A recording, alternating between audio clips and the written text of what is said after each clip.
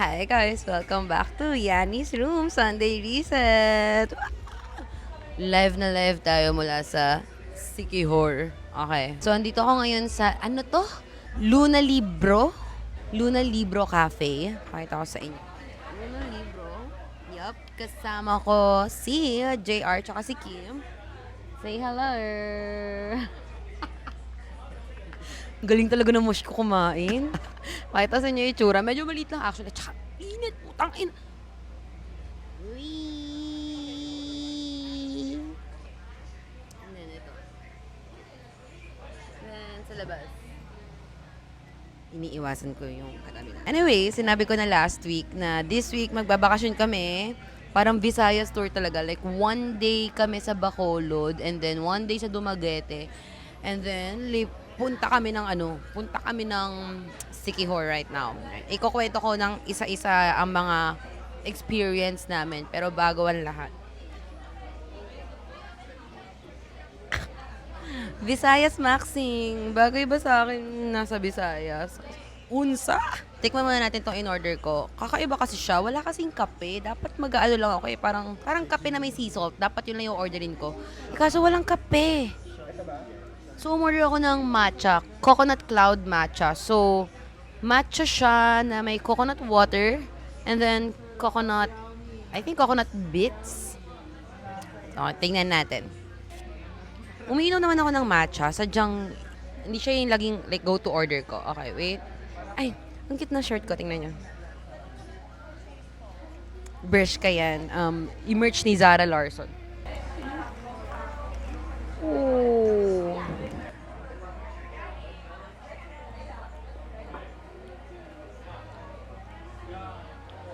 Alam niyo, hindi ko alam kung dahil ba may brand si Nadine na The Husk. Kaya ganito. Pero every time may nakikita akong coconut water, coconut milk, lagi ko naisip si Nadine. Pag nag-order ako ng coconut milk, feeling ko ako si Nadine. Anong lasa niya? It's so refreshing! Ang refreshing kasi ang lamig ng coconut water, I feel. For some reason, para siyang may asim. Pero masarap. Tapos lasa mo yung coconut after, malamang coconut water yan. Tapos may coconut bits pa. Pag yan, walang lasang coconut. Gulat ka na lang talaga. Sarap ng matcha. Tikman mo, Mosh. Tikman mo kasi. O, Jicha.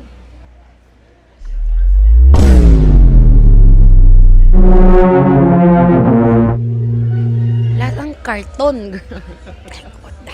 Anyway, ito na nga. So, May 4 to May 10 yung bakasyon namin. May 4, dumating kami ni Cello sa Bacolod. Solid sa Bacolod. One day lang kami sa Bacolod.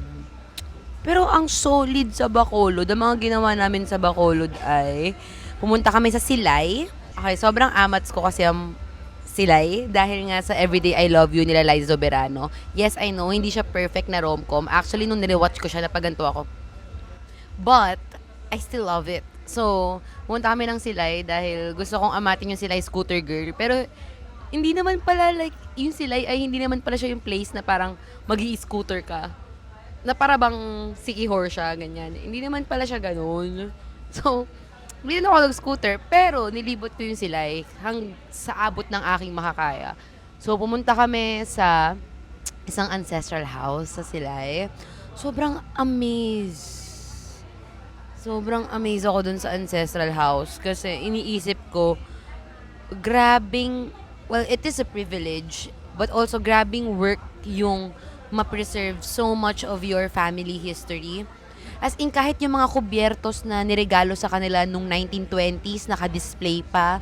Yung TV, sinaunang TV na sa Negros Occidental lang daw available. Alam niyo, hindi ako big on museums. As in, sinasabi ko to dati kay Lakim na hindi ako very fond of museum dates. Parang, lang, ganyan. Pero iba pala pag may guide. Kasi nade-describe nila sa'yo yung bawat pangyayari dun sa bahay na yun. Bawat significant thing. And sobrang wow ako. Actually, yung ancestral house na pinuntahan namin ay kanununuan ba sa pamilya ni Carla Abellana. So, ganito ako kay Carla Abellana. Sabi ko, ang lupit pala ni Carla Abellana. Ang ganda ng bahay. Tapos meron silang in-explain na dun sa hagdan, dapat merong oro, plata, mata. Talaga, oh, mga cinephile dyan, alam nyo yan, oro, plata, mata, peke, galyaga. Hindi, so sa steps, dapat, oro means gold, plata, silver, and then mata kasi is death. So dapat kapag humahakbang ka, hindi ka mag-end sa death. Okay, so oro, plata, mata. Oro, plata, like dapat flat na, ganyan. Or, basta dapat hindi mata yung end. Okay? Ano? Amazing lang. Tapos, ang daming work of art dun sa bahay. Kasi collector yung si Don Afilenio. So, wala. Ang ina, napaisip ako, sabi ko, gago. Pag ganun, ano kaya mapipreserve ko sa pamilya ko? I think it just made me think and want to start preserving what we have sa family ko right now. Meron akong isa na inaral ko talaga, which is tinutungang papaya. So, yung tinutungang papaya, alam ko pagkain siya sa Bicol.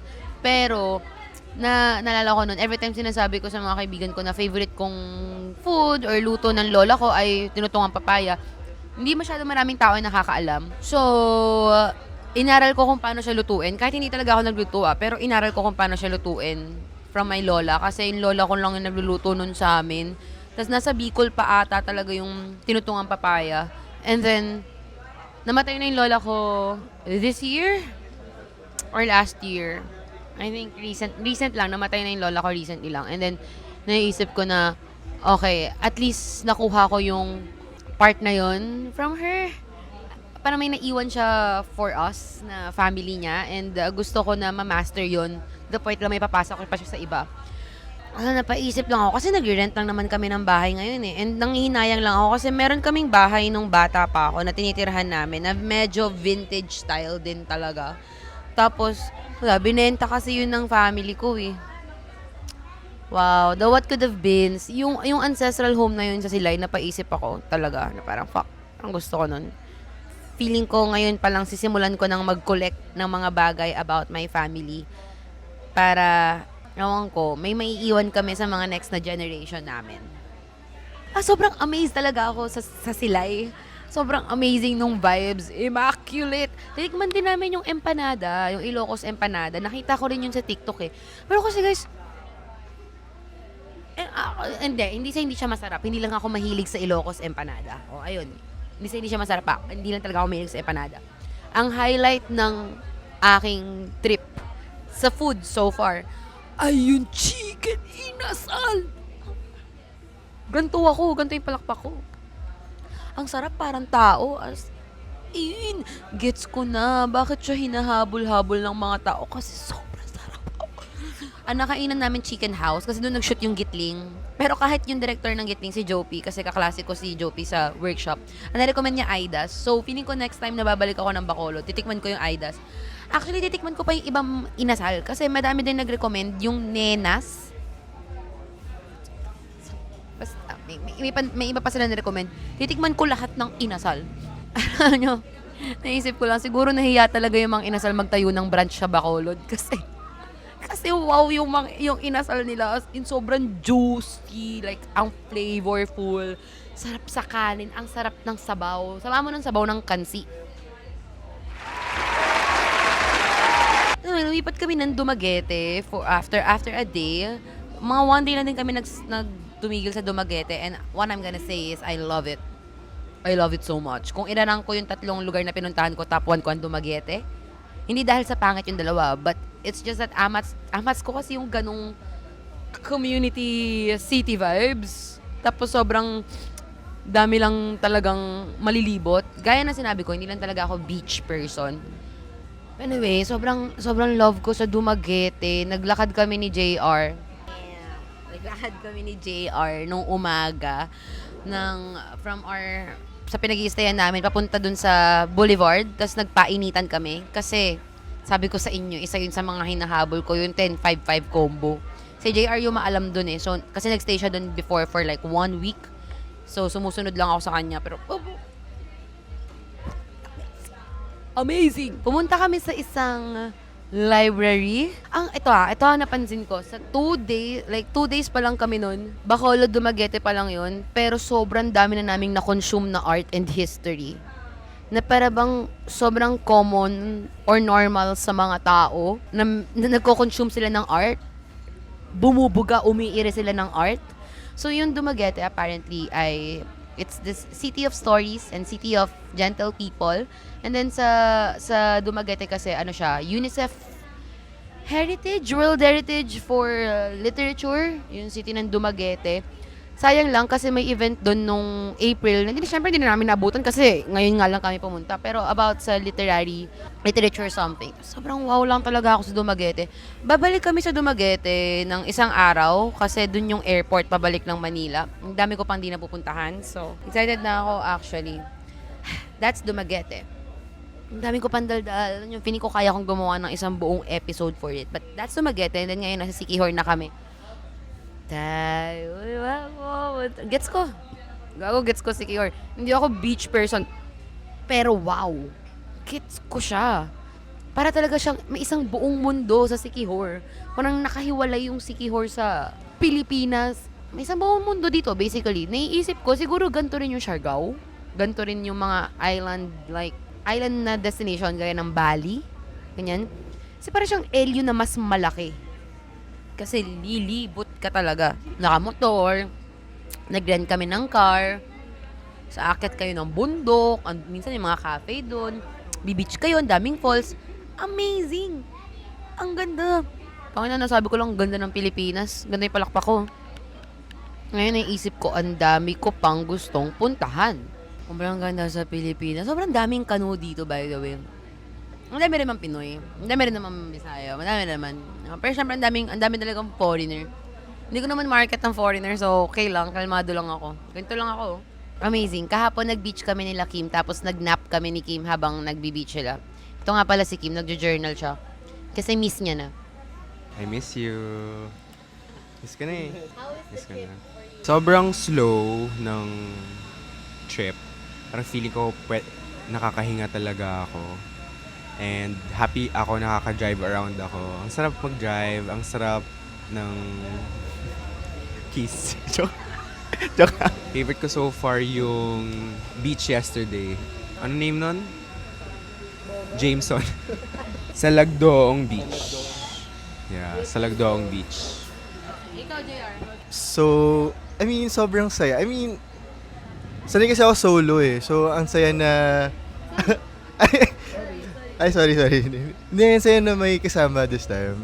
And like, I'm happy din na nakapag Dumaguete ako with yan. Kasi taga niya ng Amas. And like, ang saya din nung... So far din, favorite ko Dumaguete. Kasi sobrang... I love Dumaguete. Bias talaga ako. Hindi sa nung nasa Dumaguete kami ni Yani, we met different people. Tapos doon mo na-feel yung vibe ng Dumaguete. Like, nung painitan tayo, nakamit tayo nung si Ate Palangga, tinawag kami Palangga, which I love. Then we met this kuya na nagpapahain ng dove, ng mga pigeons sa park dahil passion niya lang. Sobrang amas ng Dumaguete. I'm like, so excited to go back. Then, yeah. Sila ang aking mga kasama. Andun pa si Chelo, nag-gym pa siya. Si Chelo kasi ay, ano talaga siya, beach person. As in, Siquijor. Alam kong Siquijor ang kanyang amats. Kasi nag-Dumaguete kami, tulog lang siya nun eh. Dahil dyan, movie recommendation. Ang movie recommendation na may isip ko dahil summer, like on top of my mind ay Mamma Mia. Panood nyo na ba Mamma Mia? Sobrang comfort film ko ang Mamma Mia. As in 1 and 2. Real. Siyempre yung 2, it's not as stellar as 1, pero maganda pa rin. Panoorin nyo yung Mamma Mia. May time na, nung nilabas yung Mamma Mia 2, dahil sobrang depressed ako nun, pumunta lang talaga ako na mag-isa para manood. Tapos paglabas ko, I'm changed. Like parang, wow, life is good. Itong feeling na to, na nasa gantong island ka, it's giving Mamma Mia. Kasi diba sila Meryl Streep, nandun sila sa island sa, I think Greece yun eh. Tapos, meron silang sariling resort na inalagaan. Tangina, gusto ko i-rewatch Mamma Mia. I feel like I'm gonna rewatch Mamma Mia just because it makes me so happy. Sobrang liwanag kasi nung film, tas sobrang saya nung mga kanta. Ay, mahal na mahal ko Mamma Mia. Please, panoorin nyo Mamma Mia 1 if hindi nyo pa napapanood. 1 and 2, love ko both. Okay? Ngayon nga kasi, di ba may bagong movie din si Meryl Streep, which is The Devil Wears Prada 2. Hindi ko pa napapanood. Papanoorin ko pagbalik. Pati Almost Us, papanoorin ko pagbalik. Yun ang aking movie recommendations. Sana sumaya-saya kayo. Okay. Ang mantra natin for the week ay magpaaraw kayo. Ang laking bagay na nagagawa ng magpaaraw, lumabas, humawak ng mga damo. Humawak hindi humawak ng damo, magpaaraw. Kung kaya magbakasyon. Syempre, alam ko naman na privilege pa rin talaga magbakasyon. I am very privileged na nakaya kong magbakasyon for like, a week. Kaya kong lumayo ng Manila for a week. Puntahan niyo yung mga lugar na gusto niyo puntahan hanggat kaya. Hanggat bata pa tayo. Go, wag nyo nang pigilan yung sarili nyo. Kung meron kayong makita na sale sa Sebpak, kunin nyo na. Ganyan si Yvette eh. Si Yvette yung tropa ko, nakatambay sa Sebpak araw-araw, nagsisend sa amin ng, oh ito, libre na yung ticket. Hindi ko alam kung ano nangyayari sa kanya. Pero, I encourage everyone na go, travel, maglakad-lakad, magpaaraw. And yun ang mantra natin for the week. Thank you so much for listening to this episode. I'm so happy. Kita nyo ba? Kitang-kita nyo. Feeling ko ang ganda ko. Nakakaganda siya ng pakiramdam. Ng vibes. Tsaka ng... Feeling ko talaga, ang ganda ko lang. Yun lang. Thank you so much for listening to this episode. Of course, mag-follow kayo sa aming socials at Kwarto ni Yani on IG and TikTok. Mag-join na rin kayo sa aming FB community. Danny's Roommates. Doon ako nagka-post ng updates. And then, mag-subscribe na kayo dito sa YouTube. Yanni's Room. And sa Spotify, Yanni's Room also. Kasi naglalabas kami ng new episode every Thursday. Wala lang this Thursday. Kasi nasa bakasyon ako. Babawi na lang ako. 2 episode tayo this week. At ako na rin, yung host. At Nadine. Cheka. At Yani Hatisu. Sa lahat ng social media platforms. Kahit sa LinkedIn. Alam nyo ba, inayos ko lang yung LinkedIn ko para pag may nag-view maganda. Kahit sa LinkedIn makikita nyo ako. Yun na naman. Thank you so much. Bye! Bye-bye kayo guys. Bye!